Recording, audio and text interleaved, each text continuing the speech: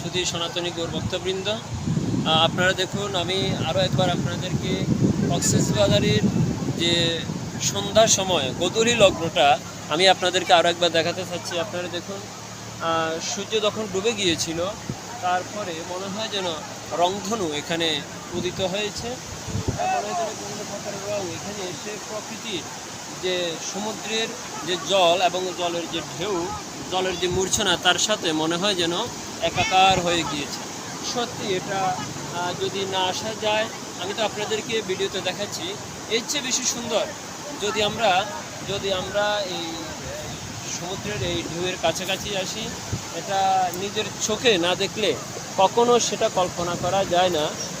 সমুদ্রের যে ঢেউগুলো আসছে একের পর এক পড়ছে, মনে হয় যেন তারা এসে প্রকৃতিকে নিবেদন করছে, হে প্রকৃতি, হ্যাঁ, তোমরা আমার সেই দেওয়া নিবেদনটুকু তোমরা সকলেই গ্রহণ করো। এরকম কিছু একটা মনে হয় যেন প্রকৃতিকে শুকিয়ে যাচ্ছে। দেখুন, সমুদ্রের যে ঢেউগুলো প্রতি মুহূর্তে আমাদেরকে শুধু ঢেউ দিচ্ছে না, সাথে বাতাসও দিচ্ছে। এখানে প্রতি মুহূর্তে ঢেউয়ের সাথে সাথে যে বাতাস আসছে, সে বাতাস যে আমাদের গায়ে লাগিয়ে দিচ্ছে, মনে হয় যেন এতে খুব একটা যে রোমাঞ্চকর একটা ভাব। এটা আসলে সত্যি কখনো না আসলে বোঝাই যায় না। জয় নিতাই, জয় গৌর। আপনারা সকলে আসবেন। জয় নিতাই।